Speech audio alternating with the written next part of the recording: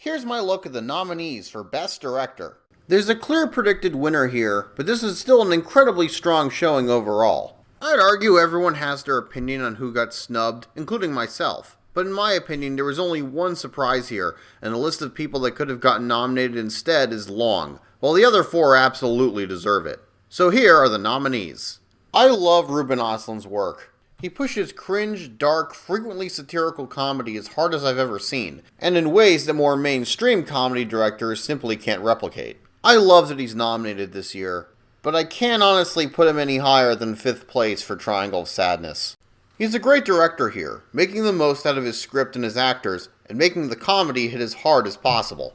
I hate gross-out humor, but the food poisoning sequence plays out in such a way that I couldn't stop laughing. Yet he also knows when to stop making it funny.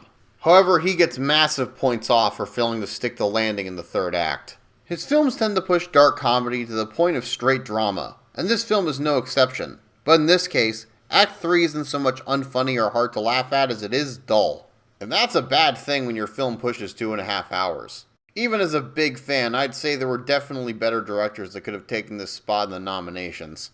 Prior screenplay and Best Picture nominee and two-time Aqua Teen Hunger Force guest star Todd Field gets his first directing nomination with Tar.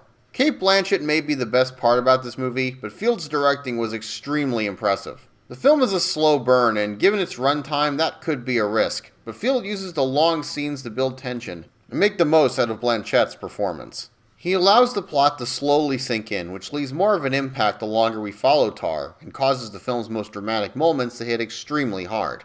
Martin McDonagh's screenplay for The Banshees of Inisherin was incredible, but material like that requires a steady hand to steer the ship, and McDonagh absolutely succeeded.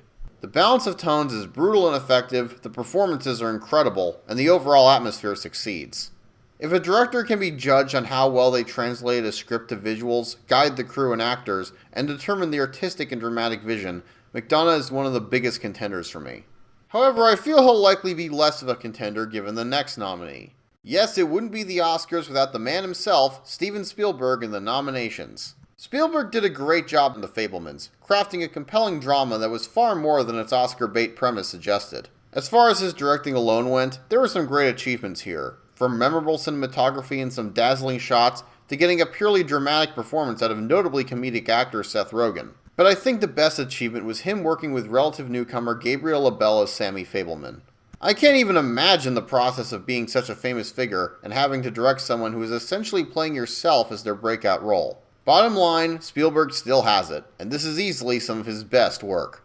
Finally, my number one pick isn't really a surprise. The Daniels are the current frontrunner for their work on Everything Everywhere All at Once. To use a quote from another nominee's film, one of the Academy's essentially using as a mantra this year, movies are dreams that you never forget. And I can't imagine a more monumental task and achievement of turning those dreams into on-screen reality than in Everything Everywhere All at Once. Where do I even begin? From mixing multiple genres and tones, including Wachowski sci-fi action and Wong Kar-wai-esque romance, to balancing several different locations, each with their own plot threads, to getting several kinds of performances out of single actors, to working with a key crew of 5 people for the visual effects shots, all on a shockingly modest budget. It's unlike any film with a directing nomination I've seen, and absolutely deserves the award. Stay tuned for more of my coverage of this year's Oscar nominees. Hey everyone, if you liked this video, remember to like, share, and subscribe. If you didn't like this video, well, maybe you'll like the next one. I have a lot more planned.